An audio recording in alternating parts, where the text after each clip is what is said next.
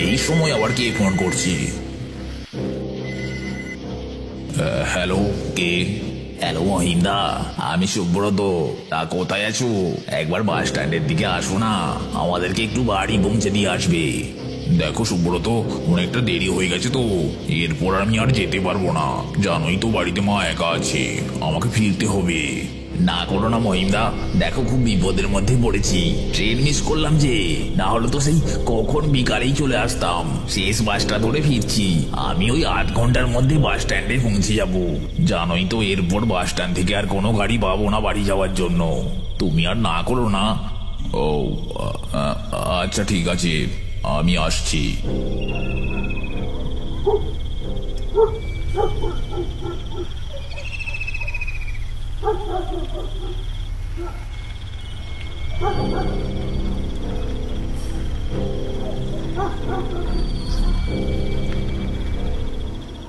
মহিমদা, দাঁড়াও দাঁড়াও দাঁড়াও, আমি যাব।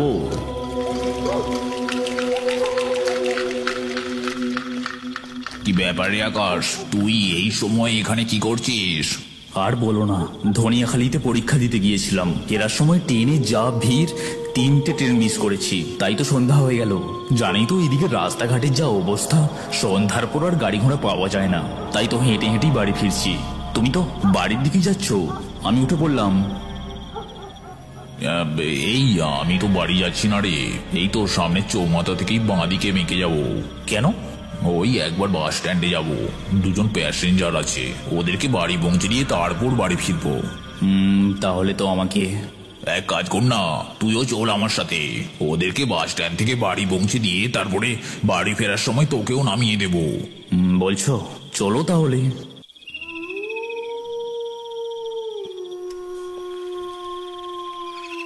উফ, কি ঠান্ডা গো মহিন্দা।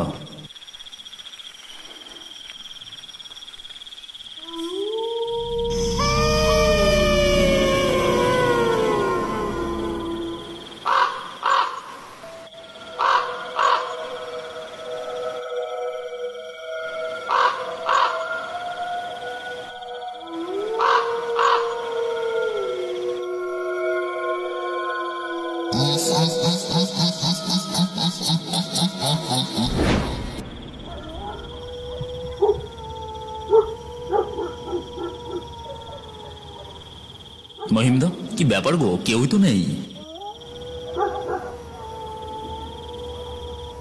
চলে আসবে এক্ষুনি, একটু দাঁড়াই না। এক কাজ করো, ওই চায়ের দোকানটায় যাই, এই সুযোগে একটু চা খাওয়া যাক। হ্যাঁ চল। কাকা, 2টো চা দাও তো। চা তো আর হবে না রে, শেষ হয়ে গেছে যে, দোকান তো বন্ধ করবো এবার। তা কি ব্যাপারে রহিম, এত রাতে বাস স্ট্যান্ডে এলি? আর বলো না, 2টো প্যাসেঞ্জার আসবে। তা শেষ বাস কি চলে এসেছে?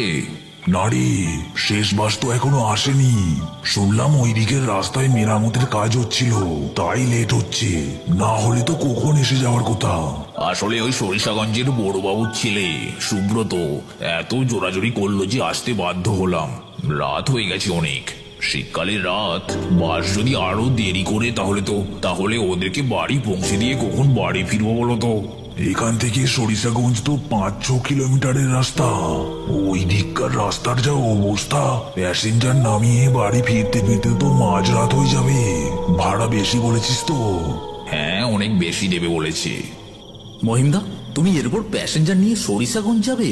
ওই দিককার রাস্তা তো ভাঙাচোরা, বাড়ি ফিরতে তো অনেক দেরি হয়ে যাবে। হ্যাঁ রে, এই রাতের বেলা একা একা বাড়ি ফিরতে হবে, তাই তো তোকে সঙ্গে নিলাম। তুমি একা একা বাড়ি ফিরতে হবে বলে আমাকে সঙ্গে নিয়েছো? কোথায় আমি ভাবলাম এই ঠান্ডার মধ্যে হেঁটে হেঁটে বাড়ি যাচ্ছি, তা দেখে তোমার মনে একটু দয়া জেগেছে, তা নয়? আরে তুই বাড়ি যেয়ে কি করবি বলতো, তার চেয়ে আমার সাথে একটু ঘুরে আসবি, মন ভালো থাকবে। তাই বলে ঠান্ডার মধ্যে রাতের বেলায়? তোমার না বিয়ে হচ্ছে না, দিনও হবে না, মনে সাপ লাগবে। দেখবে আমার কথা একদিন মিলে যাবে। বাচ্চা মেয়ে ভুলভাল বুঝিয়ে আমাকে ঠান্ডায় ঘুরতে নিয়ে বেরিয়েছে।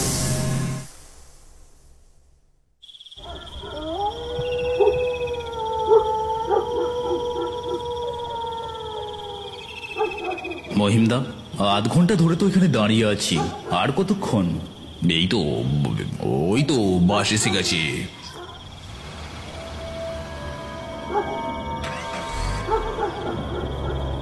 মহিন্দা অনেকক্ষণ দাঁড়িয়ে আছো না?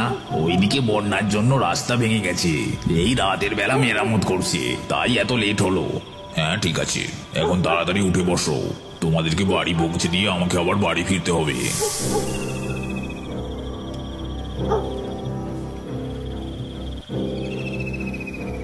তা তুমি কতক্ষণ এসেছো? হ্যাঁ ঘন্টা খানেক তো হবে। এই ঠান্ডায় রাতের বেলা তোমাকে আবার ঝামেলার মধ্যে ফেললাম। না না, কোনো ব্যাপার না, ঠিক আছে। মহিমদা, এটা কে? ও ও হচ্ছে আকাশ, আমাদের ওখানেই বাড়ি। হেঁটে হেঁটে বাড়ি যাচ্ছিল, আমি সাথে করে নিলাম, তোমাদেরকে পৌঁছে দিয়ে তারপর একসাথে বাড়ি ফিরবো। আমি একটাও কথা বললাম না, শুধু চুপ করে ওদের কথাবার্তা শুনে গেলাম। রাগে আমার মাথাটা আগেই গরম হয়ে আছে। একে যা ঠান্ডা, হাড় পর্যন্ত কেঁপে উঠছে, তার উপর আবার এরপর সরিষাগঞ্জ যেতে হবে ফাঁকা রিক্সায় চেপে, তারপর আবার ফিরে আসতে হবে। নেহাত রাতটা অনেকটা হয়ে গেছে, না হলে হেঁটেই বাড়ি চলে যেতাম। এরপর হেঁটে যেতে গেলে আবার মাঠের দিকটায় শিয়ালে ছিঁড়ে খাবে। সবই আমার কপাল। কি কুক্ষণে যে মহিমদার সঙ্গে দেখা হলো। ঘন কুয়াশার কারণে সামনে বেশি দূর পর্যন্ত দেখা যাচ্ছে না। কোন রকমে ভাঙাচোরা রাস্তা দিয়ে লাফাতে লাফাতে এগিয়ে চলেছে রিক্সাটা। আমি রিক্সার মধ্যে ধার ঠেলে